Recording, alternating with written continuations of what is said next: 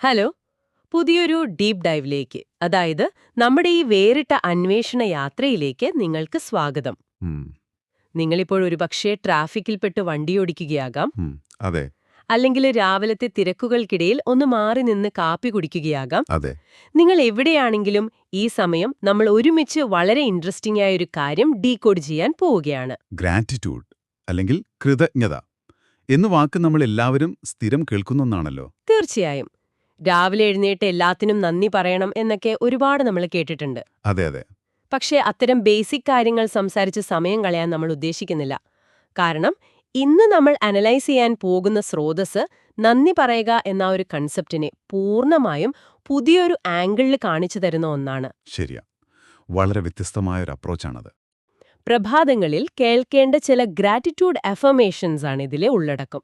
ഉം, പക്ഷേ ഇതിലെ ഏറ്റവും വലിയ പ്രത്യേകത എന്താണെന്ന് വെച്ചാൽ, ജീവിതത്തിൽ പുതിയതായി എന്തെങ്കിലും നേടുമ്പോൾ മാത്രം തോന്നേണ്ട ഒരു റിയാക്ഷനാണ് നന്ദി എന്ന പൊതുവായ ധാരണയെ ഇത് പൂർണ്ണമായും പൊളിച്ചെഴുതുന്നു എന്നതാണ്. കൃത്യമായി പറഞ്ഞു.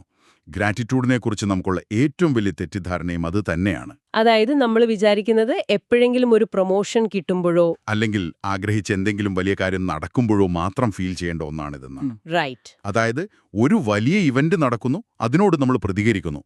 അവിടെയാണ് ഈ വീഡിയോ വളരെ ശാന്തമായി മറ്റൊരു പോയിന്റ് വെക്കുന്നത്. കൃതജ്ഞത എന്നത് വെറുമൊരു പ്രതികരണമല്ല, അതൊരു ബോധപൂർവമായ തീരുമാനമാണ്.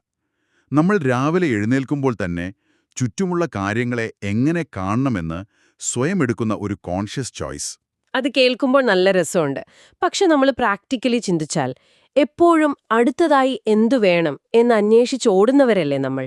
അതെ, നമ്മൾ ഹ്യൂമൻസ് അങ്ങനെയാണ് ഡിസൈൻ ചെയ്തിരിക്കുന്നത്. ഈ വീഡിയോയിൽ തന്നെ പറയുന്ന ഒരു വളരെ ശ്രദ്ധേയമായ വരിയുണ്ട്.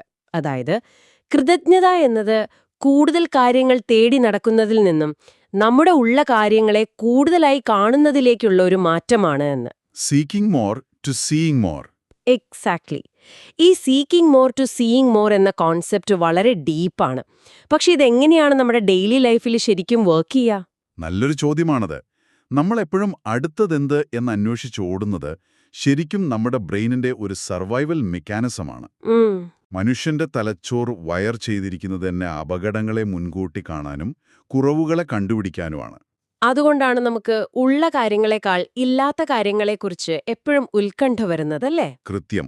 ഈ വീഡിയോയിലെ അഫർമേഷൻസ് ചെയ്യുന്നത് എന്താണെന്ന് വെച്ചാൽ ആ ഒരു ഓട്ടോമാറ്റിക് പാറ്റേണിനെ ബ്രേക്ക് ചെയ്യുകയാണ്.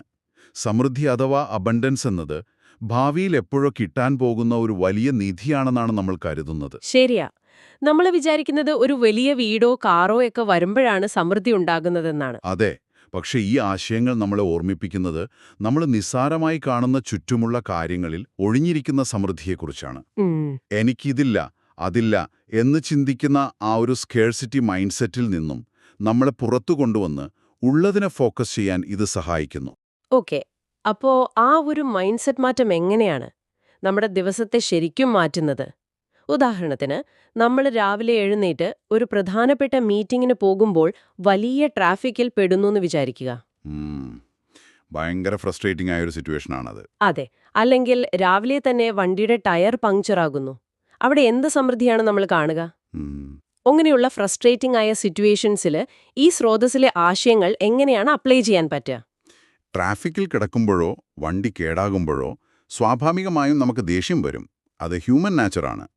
അവിടെ ഈ അഫർമേഷൻസ് പറയുന്നത് ആ ട്രാഫിക്കിനെയോ ബുദ്ധിമുട്ടിനെയോ സ്നേഹിക്കാനല്ല, അപ്പൊ പിന്നെ മറിച്ച് ആ സമയത്തും നിങ്ങളെ കൺട്രോളിലുള്ള, നിങ്ങൾക്ക് നന്ദി പറയാൻ കഴിയുന്ന കാര്യങ്ങളിലേക്ക് ശ്രദ്ധ തിരിക്കാനാണ്. ഈ വീഡിയോയിലുടനീളം പറയുന്നൊരു കാര്യമുണ്ട്. നമ്മൾ ഉള്ള കാര്യങ്ങളെ വിലമതിക്കാൻ തുടങ്ങുമ്പോൾ നമ്മൾ പുതിയൊരു എനർജിയിലേക്ക് മാറുമെന്ന്. അതായത് ആ ഒരു കോണ്ടെക്സ്റ്റില് നമ്മൾ പോസിറ്റീവ് എനർജി കണ്ടെത്തുന്നു. അതെ. നിങ്ങൾ ട്രാഫിക്കിലിരുന്ന് ദേഷ്യപ്പെടുമ്പോൾ നിങ്ങളുടെ സ്ട്രെസ് ലെവൽ ഭയങ്കര കൂടുതലായിരിക്കും. എന്നാൽ ശരി, ട്രാഫിക് ഉണ്ട്, പക്ഷെ ഞാൻ സുരക്ഷിതമായി എൻ്റെ വണ്ടിയിലിരിക്കുന്നുണ്ടല്ലോ, അല്ലെങ്കിൽ എനിക്ക് കേൾക്കാൻ നല്ലൊരു കാര്യമുണ്ടല്ലോ എന്ന് ചിന്തിക്കുമ്പോൾ നിങ്ങളുടെ സ്ട്രെസ് കുറയുന്നു. ശരിയാണ്. അടുത്ത വലിയ നേട്ടത്തിനായി കാത്തിരിക്കാതെ ഇപ്പോൾ നമ്മുടെ കൈവശമുള്ളവയെ വിലമതിക്കാൻ തുടങ്ങുമ്പോൾ നമ്മൾ പുതിയൊരു എനർജി ഫ്രീക്വൻസിയിലേക്ക് മാറുകയാണ്. ഈ ഒരു മനോഭാവം കൂടുതൽ നല്ല കാര്യങ്ങളെ അല്ലെങ്കിൽ കൂടുതൽ പോസിറ്റീവായ അനുഭവങ്ങളെ നമ്മുടെ ജീവിതത്തിലേക്ക് ആകർഷിക്കാൻ സഹായിക്കുമെന്നാണ് ഈ വീഡിയോയുടെ കാതൽ. റൈറ്റ്. ആ ഒരു പോയിന്റ് എനിക്ക് കണക്ട് ചെയ്യാൻ പറ്റുന്നുണ്ട്. നമ്മൾ പലപ്പോഴും ആ വലിയ സന്തോഷങ്ങൾക്ക് വേണ്ടി വെയിറ്റ് ചെയ്ത് ഇന്ന് നമുക്ക് ചുറ്റുമുള്ള ചെറിയ ചെറിയ കാര്യങ്ങളെ തീരെ കാണാതെ പോവുകയാണ്. അതാണ് ഇതിലെ മെയിൻ പ്രോബ്ലം. ഈ വീഡിയോയിലെ വാക്യങ്ങൾ പ്രധാനമായും ഫോക്കസ് ചെയ്യുന്നത് ആ ചെറിയ കാര്യങ്ങളിലെ സൗന്ദര്യം കണ്ടെത്താനാണ്. സ്വന്തം ശരീരത്തോട്, നമ്മൾ ഉള്ളിലേക്ക് വലിക്കുന്ന ഓരോ ശ്വാസത്തോട്, തലയ്ക്ക് മുകളിലുള്ള ആ ഒരു സുരക്ഷിതമായ മേൽക്കൂരയോട്, മുന്നിലിരിക്കുന്ന ഭക്ഷണത്തോട്. എന്തിന്? ശാന്തമായ പ്രഭാതങ്ങളോട് വരെ നന്ദി പറയാൻ ഇതിൽ പറയുന്നുണ്ട്. അതെ, സാധാരണ കാര്യങ്ങളിലെ സൗന്ദര്യം ഞാൻ തിരിച്ചറിയുന്നു എന്നൊരു വരി അതിലുണ്ട്. പക്ഷെ കേൾക്കുമ്പോഴിതൊരു ക്ലീശേ പോലെ തോന്നാം. കാരണം നമ്മൾ ജനിച്ചപ്പോൾ മുതൽ ശ്വാസം എടുക്കുന്നുണ്ട്. അതിപ്പോ നമ്മൾ അറിയാതെ തന്നെ നടക്കുന്ന ഒരു ഓട്ടോമാറ്റിക് പ്രോസസ് അല്ലേ? പിന്നെ എന്തിനാണ് അതിനൊക്കെ പ്രത്യേകം എടുത്ത് നന്ദി പറയുന്നത്? നമ്മളങ്ങനെ ചിന്തിക്കാറേയില്ല അല്ലേ? ഇത് വളരെ ആഴത്തിലുള്ളൊരു സൈക്കോളജിക്കൽ പ്രോസസ്സാണ്. എന്തുകൊണ്ടാണ് നമ്മൾ ഈ ശ്വാസത്തിനും ശരീരത്തിനും നന്ദി പറയുന്നതെന്ന് ചോദിച്ചാൽ അത് വെറുമൊരു വാക്കല്ല. പിന്നെയോ? നമ്മുടെ മനസ്സിന്റെ ഒരു സ്വഭാവം നോക്കൂ. അത് എപ്പോഴും ഒന്നുകിൽ കഴിഞ്ഞുപോയ എന്തെങ്കിലും കാര്യത്തെക്കുറിച്ചുള്ള റിഗ്രറ്റിലായിരിക്കും. ശരിയാ. അയ്യോ, അതങ്ങനെ ചെയ്യേണ്ടിയിരുന്നില്ല എന്നൊക്കെ ചിന്തിക്കും. അതെ. അല്ലെങ്കിൽ നാളെ എന്ത് സംഭവിക്കും എന്നുള്ള ആങ്സൈറ്റിയിലോ ആയിരിക്കും. അതായത് പാസ്റ്റിലോ ഫ്യൂച്ചറിലോ ആയിരിക്കും മൈൻഡ് എപ്പോഴും ട്രാവൽ ചെയ്യുന്നത്. എപ്പോഴും നമ്മൾ അവിടെയോ ഇവിടെയോ ആയിരിക്കും. എന്നാൽ നിങ്ങൾ നിങ്ങളെ ശ്വാസത്തെ ശ്രദ്ധിക്കുമ്പോൾ, അല്ലെങ്കിൽ കുടിക്കുന്ന വെള്ളത്തിന് നന്ദി പറയുമ്പോൾ, അത് നിങ്ങളെ പൂർണ്ണമായും ഈ നിമിഷത്തിലേക്ക്, അതായത് പ്രസന്റ് മൊമെന്റിലേക്ക് വലിച്ചുകൊണ്ടുവരികയാണ്. ഇതിനെയാണ് നമ്മൾ പ്രസൻസ് എന്ന് വിളിക്കുന്നത്. അതായത് ആ പാസ്റ്റ് ഫ്യൂച്ചർ ലൂപ്പിൽ നിന്നും നമ്മളെ ബ്രേക്ക് ചെയ്യുന്ന ഒരു സ്വിച്ചാണ് ഈ നന്ദി പറയലല്ലേ? എക്സാക്ട്ലി. അതൊരു ബയോളജിക്കൽ ഇന്ററപ്റ്റ് ആണ്.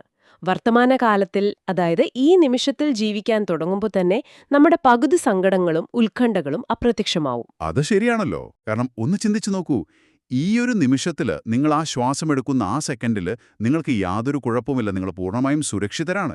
ഫ്യൂച്ചറിലെ പേടിയോ പാസ്റ്റിലെ സങ്കടമോ ഈ സെക്കൻഡിലില്ല. വാവ്, ആ ഒരു പെർസ്പെക്റ്റീവ് ഭയങ്കര ഇൻട്രസ്റ്റിംഗ് ആണ്. സയന്റിഫിക്കലി പറഞ്ഞാൽ നമ്മൾ ഉത്കണ്ഠപ്പെടുമ്പോൾ തലച്ചോറ് കോർട്ടിസോൾ എന്ന സ്ട്രെസ് ഹോർമോൺ റിലീസ് ചെയ്യും.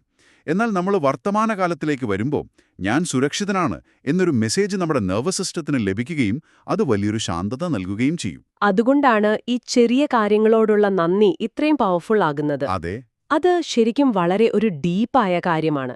നമ്മൾ സാധാരണ അതിനെക്കുറിച്ച് അങ്ങനെ സയന്റിഫിക്കായി ചിന്തിക്കാറില്ല. ഇനി ഈ വീഡിയോയിൽ എന്നെ ഏറ്റവും കൂടുതൽ സ്റ്റക്കാക്കിയ ഒരു ഭാഗത്തേക്ക് വരാം. ഇതത്ര എളുപ്പമുള്ള കാര്യമല്ല കേട്ടോ. എന്താണ് ആ ഭാഗം? പോസിറ്റീവായ കാര്യങ്ങൾക്ക് നന്ദി പറയാൻ എളുപ്പമാണ്. പക്ഷേ ഈ വീഡിയോയിലെ വെല്ലുവിളികളെക്കുറിച്ച് പറയുന്നൊരു ഭാഗമുണ്ട്. അതായത് തുറന്ന വാതിലുകൾക്കും അതുപോലെ തന്നെ അടഞ്ഞ വാതിലുകൾക്കും ഞാൻ നന്ദിയുള്ളവനാണ് എന്നതിൽ പറയുന്നുണ്ട്. ശരിയാണ്, ആ ഭാഗം വളരെ പ്രധാനപ്പെട്ടതാണ്. കൂടാതെ ജീവിതത്തിലെ കാത്തിരിപ്പുകളോടും നന്ദി പറയുന്നു. എനിക്ക് ശരിക്കും മനസ്സിലാകാത്തത് അതാണ്. തിയറിയായിട്ട് കേൾക്കാൻ നല്ല രസമുണ്ട്. പക്ഷെ പ്രാക്ടിക്കൽ ലൈഫിൽ, ഉദാഹരണത്തിന് ഞാൻ ഒരുപാട് ആഗ്രഹിച്ച ഒരു ജോലി എനിക്ക് കിട്ടാതെ പോയി, അല്ലെങ്കിൽ എനിക്ക് വളരെ പ്രധാനപ്പെട്ട ഒരു റിലേഷൻഷിപ്പ് വർക്കൗട്ട് ആയില്ല എന്ന് വിചാരിക്കുക. അതൊരു വലിയ സങ്കടമല്ലേ? എനിക്ക് മുന്നിൽ ഒരു വാതിൽ അടയുമ്പോൾ ഞാൻ എങ്ങനെയാണ് അതിനോട് നന്ദി പറയുക? തീർച്ചയായും വലിയൊരു ബുദ്ധിമുട്ടുള്ള കാര്യമാണത്. അതൊരു തരം ടോക്സിക് പോസിറ്റിവിറ്റി അല്ലേ? സങ്കടം വരുമ്പോൾ അത് സങ്കടമല്ല, ഞാൻ ഭയങ്കര ഹാപ്പിയാണെന്ന് സ്വയം കബളിപ്പിക്കുന്നത് പോലെയല്ലേ അത്? വളരെ റിയലിസ്റ്റിക്കായ ഒരു സംശയമാണിത്. പലർക്കും ഈ കോൺസെപ്റ്റ് കേൾക്കുമ്പോൾ തോന്നുന്ന ചോദ്യവും ഇതുതന്നെയാണ്. എന്നാൽ ഈ വീഡിയോ ഒരിക്കലും പറയുന്നത് നിങ്ങൾക്ക് സങ്കടം വരുമ്പോൾ അത് ഫീൽ ചെയ്യാതിരിക്കാനോ അല്ലെങ്കിൽ വേദനിക്കുമ്പോൾ സന്തോഷം അഭിനയിക്കാനോ അല്ല. ഓക്കേ, പിന്നെ എന്താണ് ഉദ്ദേശിക്കുന്നത്? ആ അടഞ്ഞ വാതിലുകളെ നാം എങ്ങനെ ഇന്റർപ്രറ്റ് ചെയ്യുന്നു, അതായത് എങ്ങനെ നോക്കിക്കാണുന്നു എന്നതാണ് ഇവിടെ പ്രധാനം.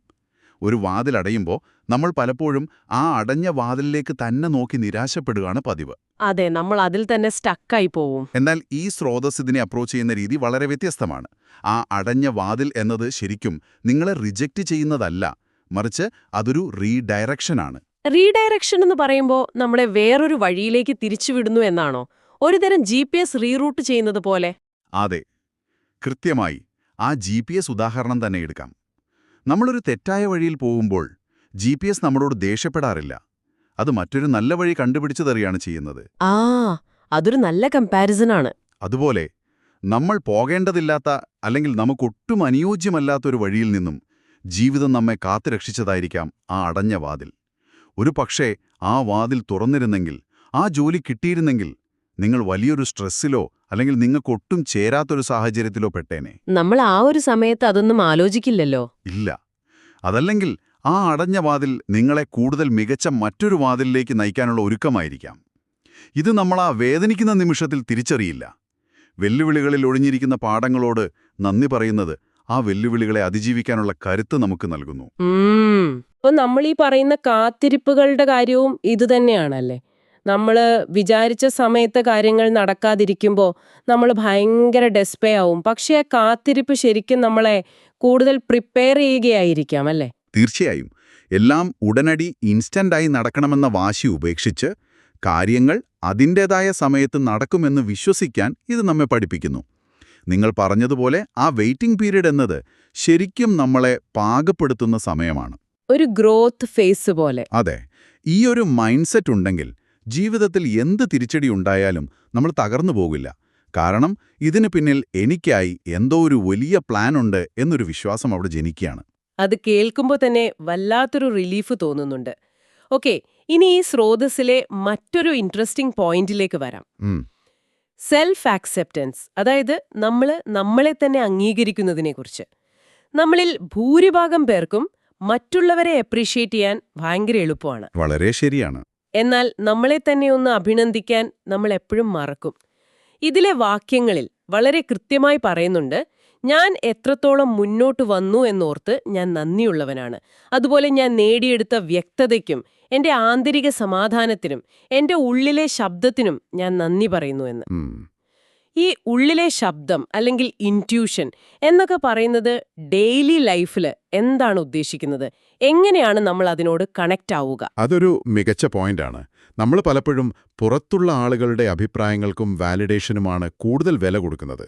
നമ്മളൊരു തീരുമാനമെടുക്കുമ്പോൾ ചുറ്റുമുള്ള 10 പേരോട് ചോദിക്കും, അതെ, അവരെന്ത് വിചാരിക്കും, ഇവരെന്ത് വിചാരിക്കും എന്നൊക്കെ ആലോചിക്കും. പക്ഷേ നമ്മുടെ ഉള്ളിൽ തന്നെ ശരിയും തെറ്റും തിരിച്ചറിയാൻ കഴിയുന്ന ഒരു ഇന്നർ വോയിസ് ഉണ്ട്.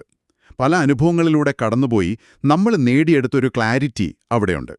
നമ്മൾ കടന്നുവന്ന വഴികളിലെ ബുദ്ധിമുട്ടുകൾ, നമ്മൾ ഒറ്റയ്ക്ക് ഫേസ് ചെയ്ത ക്രൈസിസുകൾ, അവിടെയൊക്കെ നമ്മൾ തനിയെ പിടിച്ചു നിന്നില്ലേ? തീർച്ചയായും. ആ ഒരു റെസീലിയൻസ് നമ്മൾ ഗൗനിക്കാറേയില്ല. എപ്പോഴും നമ്മളെ കുറവുകളിലേക്കാണ് നമ്മുടെ മുഴുവൻ ശ്രദ്ധയും. സത്യമാണ്. നമ്മൾ എപ്പോഴും വിചാരിക്കുന്നത് നമ്മൾ എവിടെയും എത്തിയില്ല, നമ്മൾ ഒന്നിനും കൊള്ളില്ല എന്നൊക്കെയാണ്. ബാക്കിയുള്ളവരൊക്കെ ഭയങ്കര സക്സസ്ഫുൾ ആണ്, നമ്മൾ മാത്രം പുറകിലാണ് എന്നൊരു തോന്നൽ എപ്പോഴും ഉണ്ടാകും. അവിടെയാണ് ഈ വീഡിയോ പറയുന്നത്, ഞാൻ പലപ്പോഴും കണ്ടില്ലെന്ന് നടിക്കുന്ന എന്റെ സ്വന്തം പുരോഗതിയെ ഞാനിന്ന് ആഘോഷിക്കുന്നുവെന്ന്. നമ്മൾ നമ്മുടെ ഉള്ളിലെ ആ ശബ്ദത്തെ വിശ്വസിക്കാനും നമ്മുടെ സ്വന്തം ജേർണിയോട് നന്ദി പറയാനും തുടങ്ങുമ്പോൾ നമ്മളിൽ വലിയൊരു കോൺഫിഡൻസ് രൂപപ്പെടും എന്നൊരു ഫീലിംഗ്. അതെ, ഇനി ജീവിതത്തിൽ എന്ത് പ്രശ്നം വന്നാലും എനിക്കിത് ഹാൻഡിൽ ചെയ്യാൻ പറ്റും എന്നൊരു ധൈര്യം. നമ്മൾ നമ്മളെ തന്നെ സ്നേഹിക്കാനും അംഗീകരിക്കാനും തുടങ്ങുന്നിടത്താണ് യഥാർത്ഥത്തിൽ വളർച്ച തുടങ്ങുന്നത്.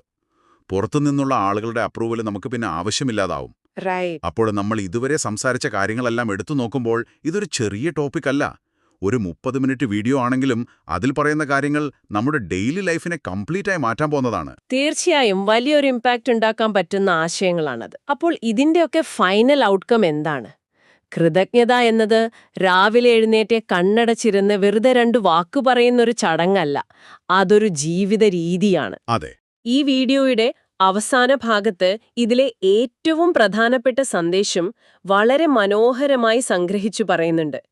കൃതജ്ഞത നാം ഈ ലോകത്തെ കാണുന്ന രീതിയെ തന്നെ മാറ്റുന്നു. അത് നമ്മെ സമാധാനത്തിലേക്കും നമ്മൾ നേരത്തെ പറഞ്ഞ പ്രസന്റ് മൂമെന്റിന്റെ ശാന്തതയിലേക്കും എല്ലാത്തിനുമുപരി ജീവിതത്തോടുള്ള ആഴത്തിലുള്ള ഒരു ട്രസ്റ്റിലേക്കും തിരികെ കൊണ്ടുവരുന്നു. നമ്മളെപ്പോഴും ഇല്ലാത്ത കാര്യങ്ങളെക്കുറിച്ച് ഓർത്ത് വിഷമിക്കുമ്പോൾ ഈ ഒരു പ്രാക്ടീസ് വന്ന് നമ്മുടെ തോളിൽ തട്ടി പറയുന്നു, ഹേ, നീ വെറുതെ ടെൻഷൻ അടിക്കണ്ട, നിനക്ക് ആവശ്യമുള്ളതെല്ലാം ഇപ്പോ തന്നെ നിന്റെ ചുറ്റിലുണ്ടെന്ന്. എക്സാക്ട്ലി. ഈ സ്രോതസ് അവസാനിക്കുന്നത് വളരെ പവർഫുള്ളായ ഒരു നിർദ്ദേശത്തോടെയാണ്. അവതാരകൻ പറയുന്നു, നിങ്ങൾ ചെയ്യുന്ന എല്ലാ കാര്യങ്ങളിലും ഈ കൃതജ്ഞതാബോധം കൊണ്ടു നടക്കുക എന്ന്. അതായത് carry gratitude into everything you do. അതെ. ഇതിനർത്ഥം രാവിലെ ഒരു 10 മിനിറ്റ് നന്ദി പറഞ്ഞിട്ട് ഓഫീസ് എത്തിയാലുടനെ കൊളീഗ്സിനെയോ ബോസിനെയോ കുറ്റം പറയുക എന്നല്ല. മറിച്ച് നിങ്ങളുടെ ദിവസം മുഴുവൻ ഈയൊരു ഫിൽറ്ററിലൂടെ കാണുക എന്നതാണ്. റൈറ്റ്. ആ ഫിൽറ്റർ എപ്പോഴും ഓൺ ആയിരിക്കണം. അതെ. ജോലിസ്ഥലത്തായാലും കുടുംബത്തിൽ എന്ത് പ്രശ്നം വന്നാലും നമ്മൾ നേരത്തെ പറഞ്ഞതുപോലെ ട്രാഫിക്കിൽ കുടുങ്ങിക്കിടക്കുമ്പോഴായാലും ഈ ഒരു അപ്രോച്ച് നിലനിർത്തുക. പരാതികൾ ഒഴിയുകയും നന്ദി നിറയുകയും ചെയ്യുമ്പോൾ നമ്മുടെ ഉള്ളിലെ എനർജി ലെവൽ മാറും.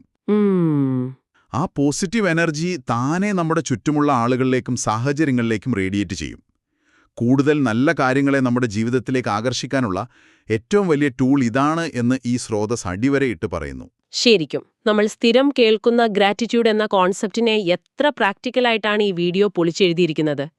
ഈ ചിന്തകൾ നിങ്ങൾക്ക് തീർച്ചയായും റിലേറ്റ് ചെയ്യാൻ പറ്റിയിട്ടുണ്ടാകും എന്നെനിക്ക് ഉറപ്പുണ്ട്. അതെ, എനിക്കും അങ്ങനെ തന്നെ തോന്നുന്നു. ഈ ഒരു ഡീപ്പ് ഡൈവ് നമ്മൾ വൈൻഡ് അപ്പ് ചെയ്യുന്നതിനു മുൻപായി നിങ്ങളോട്, അതെ, ഇത് കേട്ടുകൊണ്ടിരിക്കുന്ന നിങ്ങളോട് തന്നെ എനിക്കൊരു പുതിയ ചിന്ത നൽകാനുണ്ട്. നമ്മൾ കുറച്ചു മുൻപ് വളരെ വിശദമായി സംസാരിച്ചല്ലോ, അടഞ്ഞ വാതിലുകളോടും കാത്തിരിപ്പുകളോടും നന്ദിയുള്ളവരായിരിക്കാൻ ഈ ആശയങ്ങൾ നമ്മോട് പറയുന്നുവെന്ന്. അതെ. അങ്ങനെയെങ്കിൽ നിങ്ങളൊന്ന് ചിന്തിച്ചു നോക്കൂ. ഇന്ന് നിങ്ങളെ ഏറ്റവും കൂടുതൽ നിരാശപ്പെടുത്തുന്ന അല്ലെങ്കിൽ നിങ്ങൾക്ക് ഏറ്റവും വലിയ ബുദ്ധിമുട്ടുണ്ടാക്കുന്ന ആ ഒരു അടഞ്ഞ വാതിൽ, അതൊരു പക്ഷേ നഷ്ടപ്പെട്ട ജോലിയാകാം, നിങ്ങളേറെ ആഗ്രഹിച്ചിട്ടും നടക്കാതെ പോയ എന്തെങ്കിലും ബിസിനസ് ഡീലാകാം, അല്ലെങ്കിൽ തകർന്നൊരു റിലേഷൻഷിപ്പ് ആകാം. ഒരു 5 വർഷങ്ങൾക്ക് ശേഷം നിങ്ങൾ പുറകോട്ട് തിരിഞ്ഞു നോക്കുമ്പോൾ ആ അടഞ്ഞ വാതിലായിരിക്കുമോ നിങ്ങൾ ഏറ്റവും കൂടുതൽ നന്ദിയോടെ ഓർക്കാൻ പോകുന്ന കാര്യം? ഈ ഒരു ചിന്ത, അതെല്ലാം എന്റെ നല്ലതിനായിരുന്നു എന്നൊരു ചിന്ത, ഇന്നത്തെ നിങ്ങളുടെ ആ വെല്ലുവിളികളെ നിങ്ങൾ നേരിടുന്ന രീതിയെ എങ്ങനെ മാറ്റും? ശരിക്കും ചിന്തിക്കേണ്ട ഒരു കാര്യമാണത്. അതെ, ഈ ഒരു ചോദ്യം നിങ്ങളുടെ ഉള്ളിൽ കിടക്കട്ടെ. നമ്മളിന്ന് സംസാരിച്ച ഈ ആശയങ്ങൾ നിങ്ങൾക്ക് പുതിയൊരു പെർസ്പെക്റ്റീവ് നൽകിയിട്ടുണ്ടാകുമെന്ന് വിശ്വസിക്കുന്നു. നിങ്ങളുടെ സ്വന്തം വളർച്ചയെ അംഗീകരിക്കാനും ചുറ്റുമുള്ള ചെറിയ കാര്യങ്ങളിൽ വലിയ സൗന്ദര്യം കണ്ടെത്താനും നിങ്ങൾക്ക് കഴിയട്ടെ. പുതിയൊരു ഇൻട്രസ്റ്റിംഗ് വിഷയവുമായി മറ്റൊരു അന്വേഷണത്തിലൂടെ നമുക്ക് വീണ്ടും കാണാം. ബൈ.